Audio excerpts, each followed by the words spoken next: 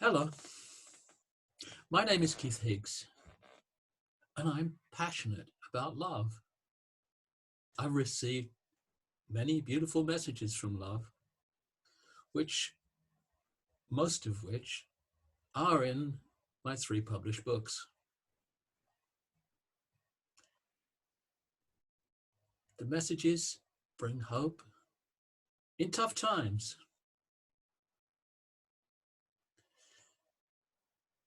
And this particular message is a story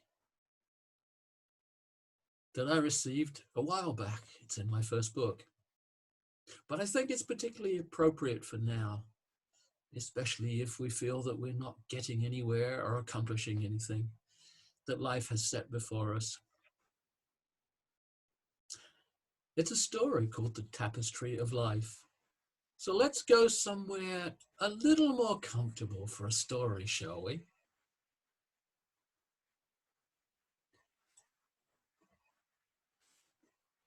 Let's sit by the river and imagine sitting around together like in the days of old and listening to this story. By the way, this picture is a picture I took in the Sacred Valley in Peru, a really beautiful, inspired spiritual place. So, the Tapestry of Life. And in my books, most of the messages start with a quote. So this quote is, "Without faith, hope, and trust, there is no promise for the future. And without a promising future, life has no meaning and no justification." And it's a quote from Alden Sinclair. And I added, when everything seems like it's going wrong, when failure and discouragement is on every side, think of this story and remember, life loves you. There was a young princess bursting with the joys of life and inspired to find her purpose, her quest in life. She knew that she had a grand calling to fulfill. First was her challenge to find the details of that calling. It was to be a special gift for her father, the king. After a time of searching and pondering in her beautiful heart, seeking inside for inspiration, she knew she had it.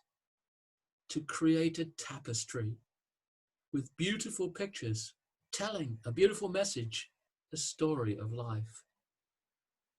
This, she felt, was a holy endeavour to create a work of great beauty.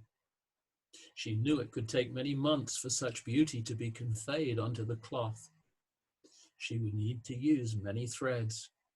Each has a purpose, each one a little part of the whole, each fulfilling its own place in the grand design and contributing to the finished masterpiece.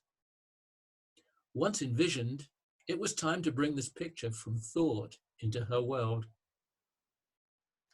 She set about this project with great passion, gathering the many colored threads needed and weaving the massive plain backing cloth that was to support the entire project. Sometimes the foundation takes the longest. Finding, creating, and preparing all the resources took time and effort. And finally, she was ready to proceed. She so wanted it to be perfect and applied every care. But her troubles soon began. As hard as she applied all her studied skills, things never seemed to come out quite right. Each time a thread ran out, there had to be a knot. Each time a change of color, the extra ends seemed to dangle out, making it look untidy, destroying her so perfect plans of getting it to look just right. For a while she carried on. Then slowly the ever-increasing voices in her head were telling her it wasn't working. It would never be right. It was all a big mess. At times, her discouragement gave way to frustration, procrastination, and tears of self-doubt. Other things and the necessities of life often got in the way, and the once grand project which was to be the special present for her father, at times seemed like a millstone of discouragement, a heavy burden that once slowed down was almost impossible to push and get moving again. Fortunately, she persevered, in spite of all her trials and discouragements, even at one point running out of the threads she needed and the delays of having to find more. Then, eventually, the project was finished. Rather than celebrating, she was very sad. The trouble was, when she looked at it, she was almost ashamed of the ragged, knotted work she had produced.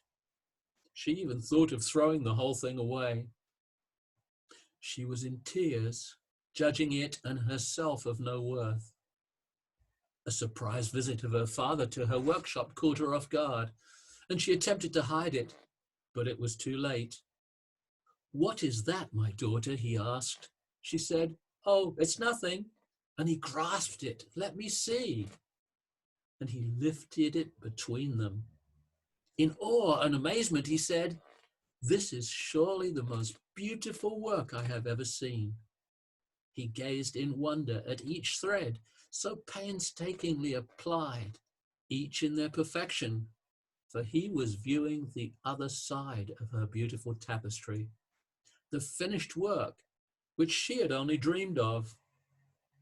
She had never seen it except in her mind's eye, the incredible beauty of this perfect side of her labor of love.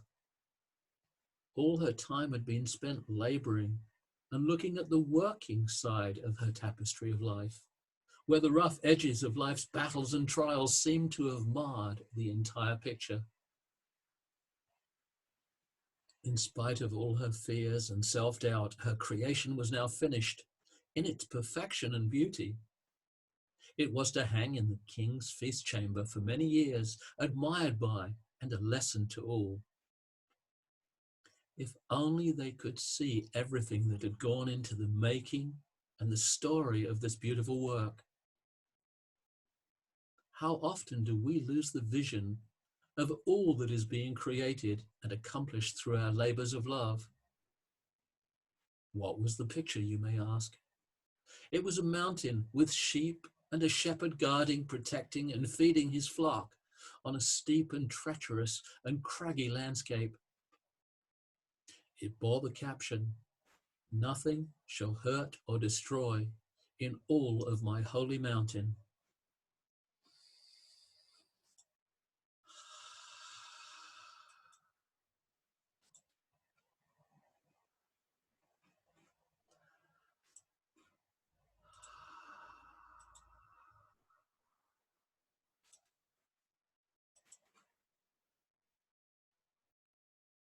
Think of that story next time you feel troubled and that you're of no use or consequence and everything's going wrong.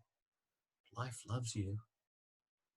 There is a master plan, and it's all unfolding into perfection. The perfection that we are underneath all the craziness of this life. If you'd like to learn more about my writing, visit my website, www.flybacktolove.com. There you can read quite a lot of my 3 books for free. I'll be recording more messages, the messages from love that have touched me and many others. Watch out for those. And there'll be some time to get together and share more in some online Zoom calls. Watch out for those too. For now, I love you. Life loves you. And here's a big virtual hug. Bye for now. See you again soon, I hope.